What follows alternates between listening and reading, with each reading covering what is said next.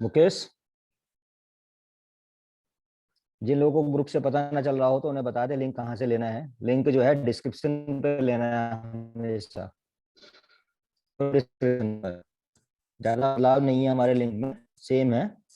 ठीक है, तो लिंक आपको जो है डिस्क्रिप्शन से लेना है।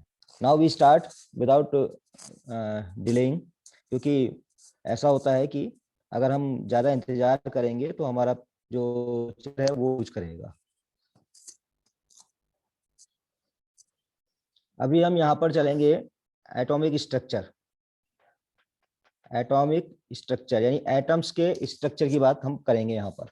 और इसमें कुछ पॉइंट्स को मैं यहाँ पर कवर करना चाहूँगा लाइन से, जो आपके चैप्टर्स के भी होंगे, आपके हिंदी में भी लिखे होंगे, हिंदी बुक्स में भी, और जो सीबीएसई के लिए हैं उनके लिए भी, उत्तराखंड बोर्ड और सीबीएसई दोनों के लिए। ये यूनिट है आपकी 8, और इसे हम शुरू करते हैं एटॉमिक स्ट्रक्चर, जिसे शुरू करेंगे हम रदरफोर्ड के मॉडल से। सबसे पहले इसमें आता है एटम्स। हम सब जानते हैं क्या है, और उसके अंदर एक परमाणु जो है एटम से बने होते हैं, परमाणु से बने होते हैं, और उसके चारों इलेक्ट्रॉन लगाते हैं। किसके चारों जगह इलेक्ट्रॉन भी होते हैं उसमें, नाभिक में पॉजिटिव।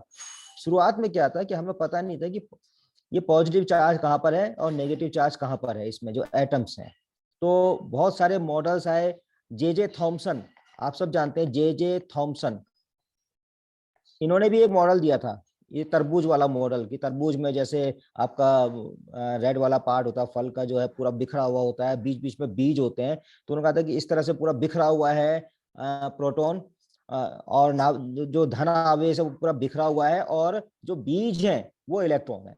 परंतु बाद में एक एक्सपेरिमेंट आया जिससे हम कहते हैं Rutherford alpha scattering. Rutherford alpha scattering, Rutherford का अल्फा कणों के प्रकीर्णन का प्रयोग, Rutherford experiment of scattering of alpha particle. तो उसको लेके चलेंगे हम यहाँ पर। सबसे पहले उसी की बात करेंगे कि रदरफोर्ड का अल्फा स्कैटरिंग जो एक्सपेरिमेंट है उसको। तो रदरफोर्ड एक्सपेरिमेंट, यहाँ पे हम लिखेंगे इसमें रदरफोर्ड एक्सपेरिमेंट। परमाणु की संरचना में जो सबसे पहले है वो यही है आपका Rutherford experiment, alpha particle scattering, alpha particle scattering. तो इंग्लिश में आप लोग ये लिख लीजिए और हिंदी वाले लिख लें इसमें रदरफोर्ड का अल्फा कणों के प्रकीर्णन का प्रयोग। रदरफोर्ड के अल्फा कणों के प्रकीर्णन का प्रयोग। तो इसका एक डायग्राम बना लेते हैं, और इस हेडिंग को मैंने इसलिए लिखा है कि आप लोग इस हेडिंग को लिख लें। अब यहाँ पर एक डायग्राम में जो एक बॉक्स लिया उन्होंने, इस तरह से एक बॉक्स लिया, और उस बॉक्स में लिया radio active material, radio active पदार्थ लिया कोई अंदर से। ये रेडियो एक्टिव पदार्थ जैसे बिस्मिथ हो गया या बेरियम हो गया, कोई भी हो सकता है। रेडियो एक्टिव जो पदार्थ होते हैं, जो सब्सटेंस होते हैं, radio active substance, you know, radio activity पढ़ा है आप लोगों ने कहीं ना कहीं, अगर पढ़ा होगा तो आपने देखा होगा वहां उसमें से नाभिक से अल्फा कण निकलते हैं, नेगेटिव इलेक्ट्रॉन्स भी निकलते हैं। ये इस तरह से मतलब जो रेडिएशंस होते हैं। तो जो अल्फा कण निकलते हैं उन अल्फा कणों को यहाँ से निकाला। शुरू में क्या है, अल्फा कण निकलेंगे तो इधर उधर उधर सब फैल जाएंगे। तो उनको फैलने से रोकने के लिए क्या करेंगे, एक यहाँ पर इसको बीम के रूप में निकालेंगे। बीम समझते हैं, बीम जो एक छोटी सी लाइन के रूप में जाए, पुंज कह सकते हैं हिंदी में, पुंज, यानी कि एक छोटा सा पुंज के रूप में। इसके लिए यहाँ पर आप लिखेंगे गुड मॉर्निंग सर। मॉर्निंग। इसके लिए यहाँ पर जो लेड ब्रिक्स, गुड मॉर्निंग दीक्षा, यहाँ पर लेड ब्रिक्स रखेंगे। यहाँ पर ये लेड ब्रिक्स होती हैं, ईंटें जैसी होती हैं, वैसी होती हैं। इसमें छोटी छोटी इस तरह से बनी होती हैं। लेड क्या होता है, बाहर से आने वाले सभी अल्फा कणों को एब्जॉर्ब कर लेता है, जो अपना रास्ता भटक के इधर जाते हैं, और ज्यादातर को जो है एक लाइन पे कर देता है पुंज के रूप में। ज्यादातर को क्या करता है, ये एक पुंज के रूप में ले जाता है। ये इसको मैं और एक अच्छी सी लाइन खींच दूंगा तो ज्यादा अच्छा रहेगा यहाँ पर, तो इसलिए ज्यादातर इस तरह से पुंज के रूप में जाएगा। ये एक सीधी सी रेखा, सीधी सी लाइन, मतलब इसको क्या करता है, इसको हम कहेंगे एक स्ट्रेट थिन बीम कह सकते हैं इसको, थिन बीम, एक पतली सी बीम के रूप में जो है अल्फा कण यहाँ से जाते हैं। आप इसमें ये समझ सकते हैं कि ज्यादातर अल्फा कण आप सीधे जाएंगे, इधर उधर नहीं जाएंगे। हमें सीधे क्यों चाहिए थे, बम्बार्डमेंट सीधे इसलिए चाहिए थी कि जो एटम्स में जब वो बम्बार्ड करें तो हमें पता चले भैया एटम कैसा है, परमाणु कैसा है। ठीक है। तो ये लेड ब्रिक्स का काम ही यही है कि इट कोलिमेट्स, मतलब उसको कोलिमेट करता है सारी बीम को एक लय में लाने के लिए, एक सीधी सी पतली रेखा में लाने के लिए। इसके बाद क्या है, इसमें इसको हमने बम्बार्डमेंट किसमें कराई, इसको बम्बार्डमेंट किसमें कराई हमने, स्वर्ण पन्नी। यस, स्वर्ण, स्वर्ण, इस तरह से बहुत बड़ी स्वर्ण पन्नी, गोल्ड फॉइल, इसे कहते हैं गोल्ड फॉइल। यहाँ पर हो गया गोल्ड फॉइल, गोल्ड फॉइल। ये चैप्टर पहले वाला चैप्टर नहीं है, ध्यान रखिएगा। जो हमारे नए बच्चे नोट्स बना रहे हैं, वो जो चैप्टर आवेश वाला है वो चलेगा अभी 11 बजे, चार्ज वाला। ये चैप्टर वो है यूनिट नंबर 8। जैसे कि मैंने आप लोगों से कहा था कि मैं यूनिट नंबर 8 भी शुरू करूंगा साथ साथ, तो वो आज मैंने शुरू कर दी है। तो परमाणु वाला जो चैप्टर है मॉडर्न फिजिक्स का, तो गोल्ड फॉइल, फॉइल के जानते हैं आप, चमचम चमचम पत्ती, आप खाना बनाए अपने पैक करने के लिए भी लेते हैं मार्केट से। एल्युमिनियम फॉइल जो गर्म करता है वो तो अलग चीज हुई, उसका मैटर। वैसी ही फॉइल जो है यहाँ पर सोने की है, सोने की पत्ती, स्वर्ण पत्ती। और इस स्वर्ण पत्ती के चारों ओर ये पर्दा रख दिया, एक चारों गोला, बिल्कुल 3D में इमेजिन करिएगा इसको कि गोलाकार जिंक सल्फाइड की परत है ये, जिंक सल्फाइड। जिंक सल्फाइड का एक पूरा एक स्पेयर है, और मतलब एक स्पेयर इस तरह से कि ये स्क्रीन बन गई है, स्क्रीन, पर्दा चारों तरफ से गोलाकार, बिल्कुल गोलाकार। और इसको इसलिए क्या है, जिंक सल्फाइड पर ये अल्फा कण जब जाते हैं, या तो सीधे या जहां से भी जाते, कुछ तो सीधे निकले थे और कुछ यहाँ पे गए, तो यहाँ पर क्या होता है, एक फ्लैश होता है, उत्पन्न होता है फ्लैश। वो फ्लैश हमें दिखाई नहीं देगा, अल्फा कण बहुत छोटे से कण होते हैं। जब अल्फा कण फ्लैश मारेगा तो हमें कहाँ दिखाई देगा, तो उसके लिए यहाँ पर होगा डिटेक्टर। क्या होगा, क्या होगा यहाँ पर, डिटेक्टर, डिटेक्टर। तो यहाँ पर इसका एक तरह से ये पूरा चित्र बन रहा है इसका। यहाँ पर आ गया रेडियो एक्टिव मटेरियल, वहां से निकल गया बीम के रूप में अल्फा पार्टिकल्स। अल्फा पार्टिकल्स के बारे में भी बात कर लेते हैं। अल्फा पार्टिकल क्या होते हैं, अल्फा कण क्या होते हैं। अल्फा कण क्या है, हीलियम नाभिक 2He4, हीलियम नाभिक को कहते हैं अल्फा कण। ठीक है, इसमें इलेक्ट्रॉन आवेश कितना होता है, पॉजिटिव आवेश होता है, धन आवेश होता है। इसमें क्या पॉजिटिव चार्ज, और इलेक्ट्रॉन का दुगना होता है, इलेक्ट्रॉन का दुगना चार्ज होता है, पॉजिटिव चार्ज एंड इलेक्ट्रॉन का दुगना होता है। और इसका जो मास होता है, एटॉमिक मास कहते हैं, मास नंबर से 4 नंबर 4, और उसको हम AMU में लिखेंगे तो 4 AMU, एटॉमिक मास, 4 AMU इसका जो है द्रव्यमान होता है। तो ये है 2He4। अब पॉजिटिव चार्ज है, इनकी बम्बार्डमेंट कराई तो क्या देखा गया, कुछ तो इलेक्ट्रॉन सीधे निकल गए, कुछ क्या हो गए, सीधे निकल गए, ज्यादातर सीधे निकल गए, खाली ज्यादातर स्थान है मतलब ज्यादातर, हाँ राइट, ज्यादातर सीधे सीधे सीधे पार हो गए, सारे के सारे इलेक्ट्रॉन इसमें पार हो गए। यहाँ से कोई मतलब हमें दिखाई दे, सीधे यहाँ पर पड़ रहा है। डिटेक्टर, डिटेक्टर को घुमा घुमा के देखा गया होगा ना, कभी यहाँ लाएंगे, कभी यहाँ लाए होंगे, कभी यहाँ लाए होंगे। तो डिटेक्ट करने वाला जो डिटेक्टर है उसने देखा ज्यादातर तो सीधे आ रहे हैं, स्ट्रेट सीधे गुजर जा रहे हैं सीधे। तो उससे क्या निष्कर्ष निकाला कि भैया ज्यादातर सीधे निकलने का मतलब क्या हो सकता है, नाभिक का अधिकांश, परमाणु का अधिकांश भाग खाली खाली रहता है। अगर यहाँ पे जो स्वर्ण पत्ती है उसमें एटम बिखरे हुए हैं, अभी ये बहुत पतली सी पत्ती है, ये भी ध्यान रखिएगा, थिन पत्ती, इतने भी एटम ना हो जाए कि वो रास्ता रोकने लग जाए धन आवेश का, इसलिए पतली सी पत्ती ली है। पतली सी पत्ती यानी कोई 1 2 3 4 ऐसे एटम हो। अब उन एटम से गुजारा गया पन्नी पुंज की तरह, मतलब डायरेक्ट लगना चाहिए ना एटम पर, सीधे यहाँ पर जो एटम होगा उस पर डायरेक्ट लगना चाहिए, और होना चाहिए छिटक के इधर उधर जाना चाहिए, पर नहीं, चला गया, पार हो गया। इस पत्ती के में जितने भी एटम की, एक एक एटम भी अगर होगा इसमें पत्ती में, तो पार हो गया सीधे। अब पार होने का मतलब ये है कि ज्यादातर भाग एटम का क्या होता है, खाली। अब ये सबसे पहला भी न्यूक्लियर मॉडल आएगा तो उसमें आ जाएगा ज्यादातर एटम का भाग खाली होता है, रिक्त होता है, एम्प्टी प्लेस। क्या होता है, एम्प्टी प्लेस। तो इसका जो पहला वही आता है, अधिकांश भाग भीतर से खोखला। हिंदी में जो लिखेंगे उसको कि अधिकांश भाग, परमाणु का अधिकांश भाग भीतर से खोखला होता है। खोखला कह सकते हैं, बिल्कुल होगा, अंदर से खोखला होगा तभी तो पार होते जा रहे हैं, धराधर पार होते जा रहे हैं एटम से। नेक्स्ट क्या आया, कुछ ये भी देखा गया, कुछ पार नहीं हुए, डिफ्लेक्ट हुए, कुछ 90 डिग्री से अधिक कोण बना के, हाँ कुछ इधर डिफ्लेक्ट हुए, जहां पे ये लाइन खींची हुई है, ये कुछ कुछ 90 डिग्री से पार भी डिफ्लेक्ट हुए, और कुछ जो है सीधे वापस भी लौटे।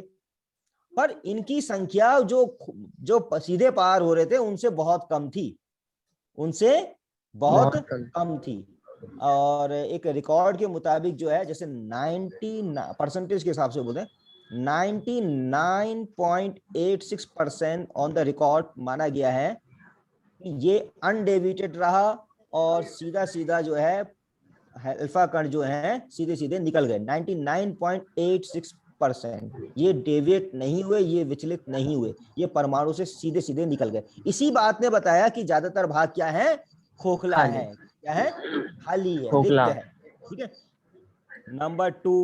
नंबर टू में आता है 0.14% की बात, ये डेविएट हो सूक्ष्मतम गए। भाग में होता है। अब ये डेविएट हो गए 0.1%।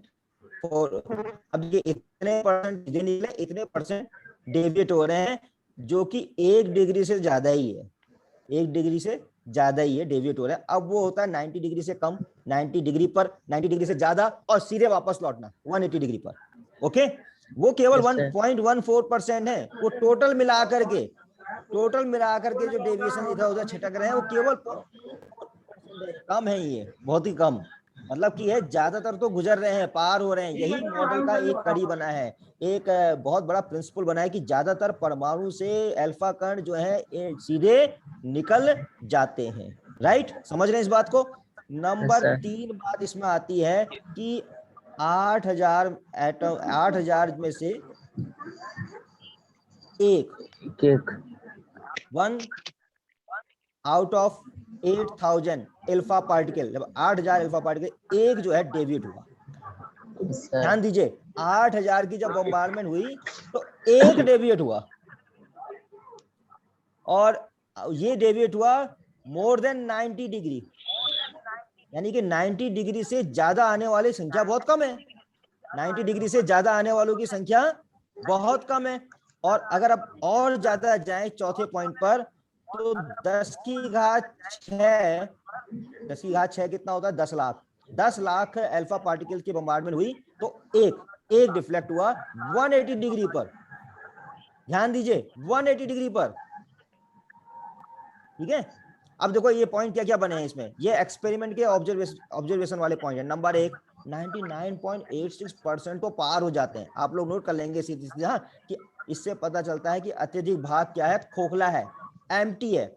0.14% जो है अल्फा पार्टिकल ऐसे हैं जो डेविएट होते हैं, जो विचलित होते हैं, जो टकरा के वापस इधर उधर जाते हैं। ओके, और इन 0.14% में 8000 अल्फा पार्टिकल में से एक ऐसा है जो 90 डिग्री से पार हो रहा है, और 10 लाख में से 101 ऐसे हैं जो 180 डिग्री पर पास। मतलब इनमें अगर आप देख रहे हैं तो एंगल बढ़ाते जा रहे हैं, तो डेविएशन वाले अल्फा पार्टिकलों की संख्या क्या है, एटम्स की, उसमें कम हो रही है। राइट, ये समझ रहे हैं, अल्फा पार्टिकल जो डेविएट हो रहे हैं वो कम हो रहे हैं। अल्फा पार्टिकल के हीलियम एटम कह सकते हैं, हीलियम नाभिक कह सकते हैं, वो कम हो रहे हैं। तो अब हम आगे बढ़ेंगे सर। किसी धनावेश से तो वो होंगे प्रतिकर्षित हाँ, भी। वही अब उसमें अभी आएंगे। उसमें जब मॉडल निकल के आएगा तो उसमें ये पता चल गया कि प्रतिकर्षित हो रहे हैं तो अंदर कुछ धनावेश है, एटम्स में अंदर कुछ धनावेश है। इलेक्ट्रॉन भी है, इलेक्ट्रॉन की बात बाद में हुई, परंतु धन आवेश जो है बिल्कुल कंसंट्रेट है केंद्र एक पर। बिंदु। देखो यहाँ पर ये भी बात पता चल रही है कि ऐसे डिफ्लेक्ट हो रहे हैं जिस हिसाब से कि 1 डिग्री से ज्यादा 90 डिग्री पर, 90 डिग्री से ज्यादा 180 डिग्री पर वापस कैसे आएगा। अभी टोकर जिस किसी बॉल को फेंकेंगे उससे टकरा के वापस आ गया। ऐसे बहुत कम थे एटम जो ऐसे टकरा के वापस आ गए, हीलियम नाभिक के अल्फा कण के जो पार्टिकल थे वो ऐसे बहुत कम थे जो वापस आ गए ना। तो जब ये कम है इसका मतलब ये बहुत ही सूक्ष्म स्थान पर है, इससे पता चल गया। यहाँ पर जो धन आवेश है वो क्या है, बहुत ही एटम में, एटम के अंदर जो परमाणु है, एटम है उसके अंदर जो है बहुत ही सूक्ष्म स्थान पर है, डेंस है, घना हुआ है, जाके टकरा के आ रहे हैं वापस आ जा रहे हैं। राइट, ये है अल्फा पार्टिकल स्कैटरिंग का जो पूरा अगर आप नोट करेंगे तो ये पॉइंट निकल के आते हैं कि धन आवेश परमाणु के भीतर एक अत्यंत सूक्ष्म स्थान पर संकेंद्रित होता है। इसे लिखते होंगे आप हिंदी में सूक्ष्म स्थान पर। ठीक है, इस स्थान को हम क्या कहते हैं, नाभिक। ठीक है, नाभिक का भी पता चला इसमें कि जो सूक्ष्म स्थान है वो क्या है, नाभिक है। तो इस तरह से प्रयोग होते गए। और नाभिक की त्रिज्या भी निकालेंगे, अभी बाद में निकालेंगे नाभिक की त्रिज्या, नाभिक का साइज क्या होता है वो भी इसी से निकला, वो हम आपको बताएंगे कि नाभिक का साइज जो है परमाणु के साइज से कम होता है, परमाणु का साइज बड़ा होता है, नाभिक का साइज कम होता है। नाभिक का साइज निकल के आता है 10⁻⁻15 मीटर, और परमाणु का साइज निकल के आता है कितना, 10⁻11 मीटर। ये ध्यान में रखेंगे।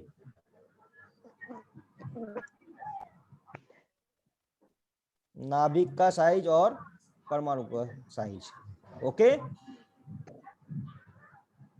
हाँ अब आगे बढ़ते हैं।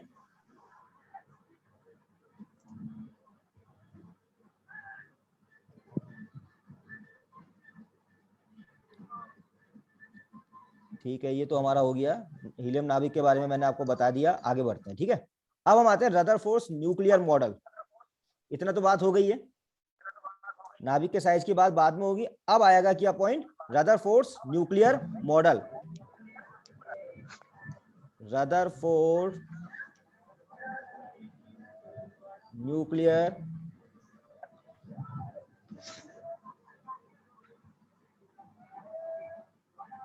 मॉडल। अब रदरफोर्ड का न्यूक्लियर मॉडल आसानी से बन गया इन सब चीजों के बाद। कैसे बना, जो रिजल्ट हमारे जो अल्फा एक्सपेरिमेंट से आए हैं उन सब रिजल्ट को यहाँ पर क्या करेंगे, लिख देंगे। नंबर 1 क्या लिखोगे, नंबर 1 में, नंबर 1 में क्या लिखोगे अगर आपसे उसका रिजल्ट पूछा जाएगा, परमाणु का अधिकांश भाग खोखला होता है। बस यही लिख देंगे सीधे, परमाणु का अधिकांश भाग खोखला होता है। Most part of the atom is empty in space, most part of the atom is empty, empty space, empty, ठीक है।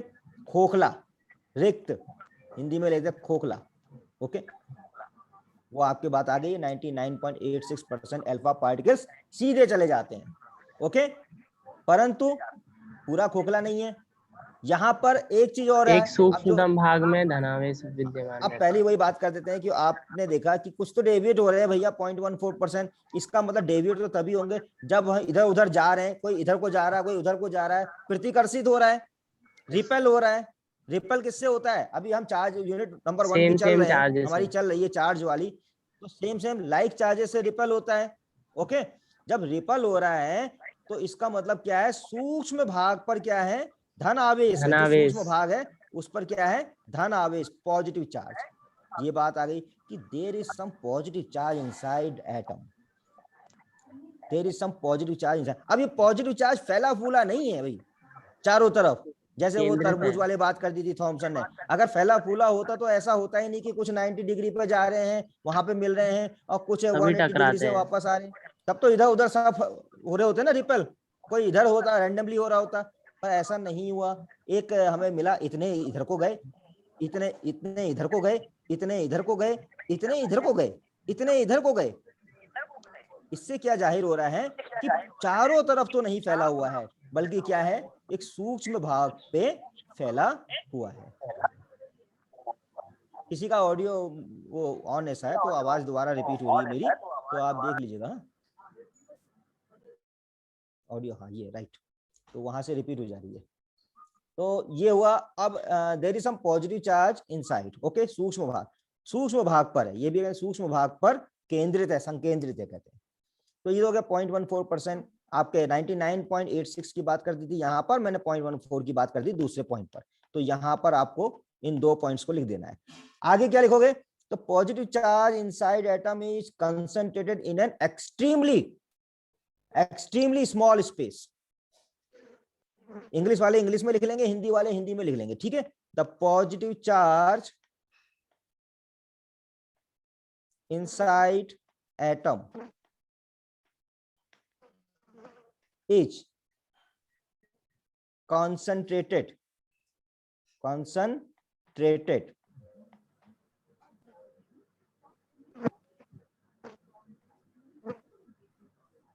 in an extremely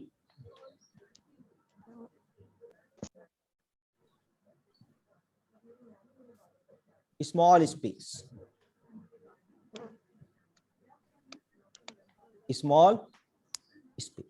this is the third point.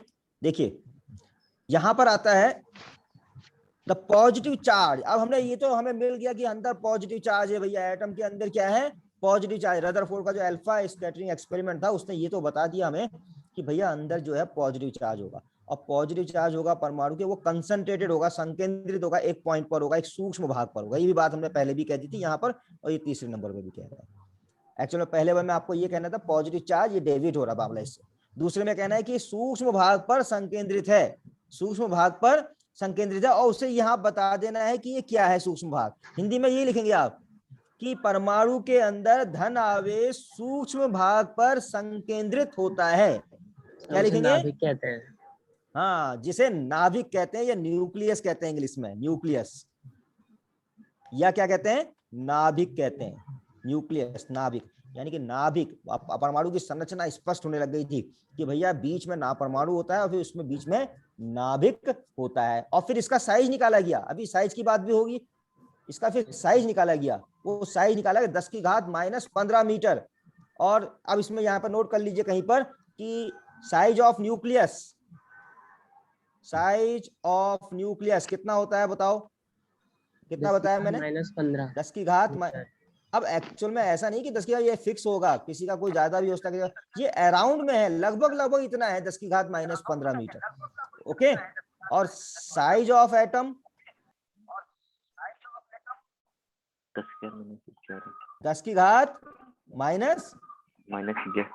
Metre है, 10 मीटर, 11 10, वो 11 भी पहले मैंने 11 10 से 11 ऐसे आसपास होता है। ठीक है, तो 10⁻⁻10 मीटर, कुछ किताबों में 10⁻⁻11 मीटर भी लिखा है, ये मतलब इतना डिफरेंस है। ये 10⁻⁻14 या 10⁻⁻15 मीटर, इतना चेंजेस आ सकते हैं। इससे क्या पता चल रहा है कि कौन छोटा है कौन बड़ा है? नाभिक छोटा है और परमाणु बड़ा है। अब इससे एक चीज और पता चली कि नाभिक बहुत छोटा है, 10⁻⁻15 और 10⁻⁻10, इसमें कितना अंतर है, देखो कितना अंतर है, 1 लाख 1 लाख 1 लाख, 1 लाख का अंतर है भैया, 1 लाख का, 1 लाख का अंतर है इस साइज में। अब 1 लाख का बहुत ज्यादा अंतर होता है, यानी नाभिक तो बहुत ही छोटे से हिस्से में है, सूक्ष्म भाग में। तो ये आती है, तीसरा पॉइंट आ जाता है इसका। ठीक है, समझ गए इस बात को?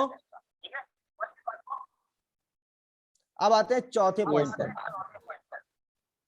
ये पॉइंट आप नोट करते रहिएगा, ये पॉइंट आपको इंपॉर्टेंट है। चौथे point, number of particle scattered at particular angle theta is different for different metals. इसमें अलग अलग धातुओं के लिए क्या होता है, अलग अलग धातुओं पर प्रयोग किए गए मेटल्स, प्रतिकर्षित होने वाले अलग अलग, मतलब हमने लिया अलग अलग मेटल्स, फॉइल्स ली, फॉइल तो ली। अभी हमने वैसे तो प्रैक्टिकल में तो ये बताया जाता है कि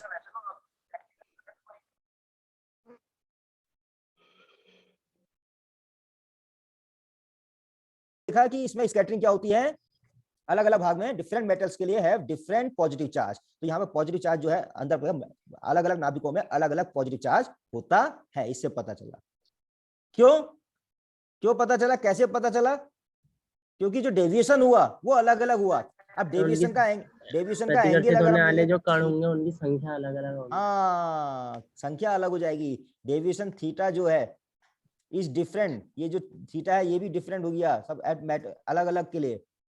तो ये डेविएशन एंगल हुआ, ये डेविएशन एंगल, किस एंगल से डेविएट हो रहे हैं, इसमें भी अंतर आया। अब किसी में प्रतिकर्षण ज्यादा होगा, ये एक जैसे 1 डिग्री से ज्यादा इधर को गया स्वर्ण पत्ती में, हो सकता है उसमें पॉजिटिव चार्ज ज्यादा हो, तो क्या होगा, ज्यादा ये वाला यहाँ से ज्यादा हो जाएगा ना, एंगल जब बढ़ जाएगा, एंगल बढ़ जाएगा ना, ये एंगल डेविएशन का था थीटा, अब ये एंगल इतना हो गया।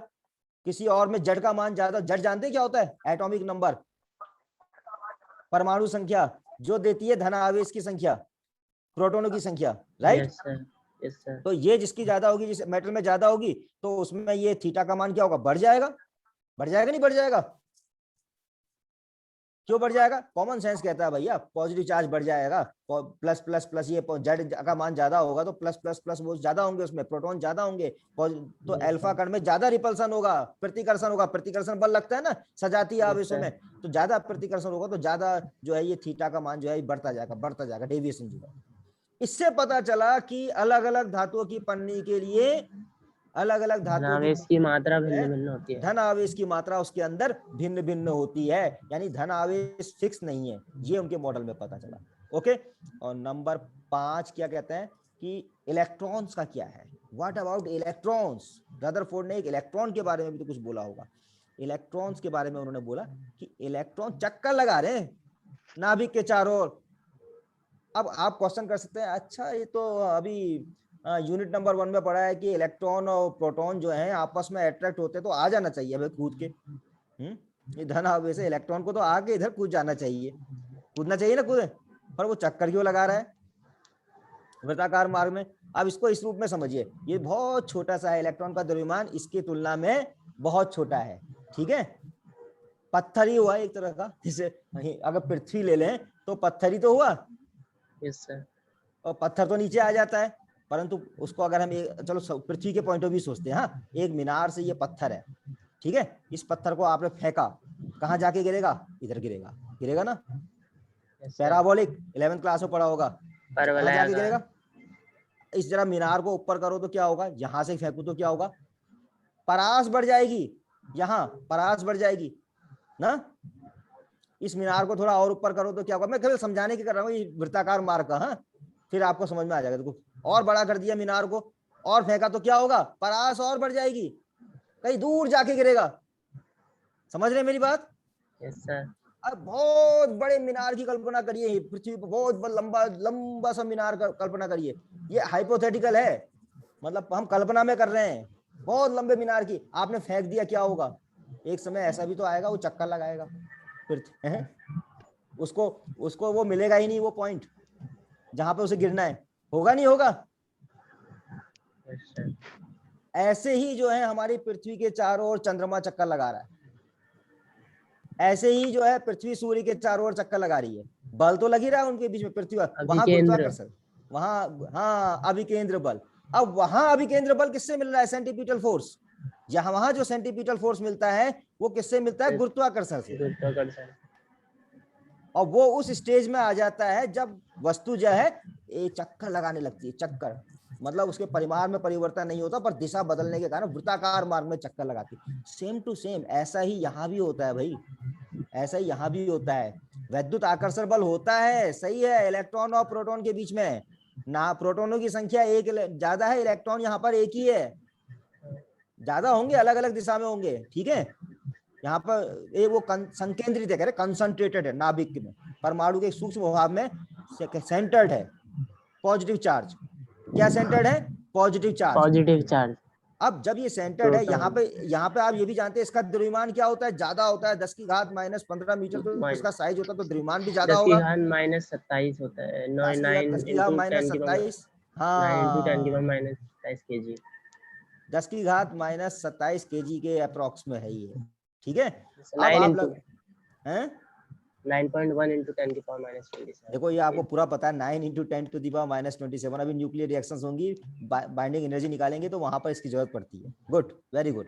तो ये उदित ने बताया अभी 9 × 10⁻27 kg एग्जैक्ट बताया है, ठीक है।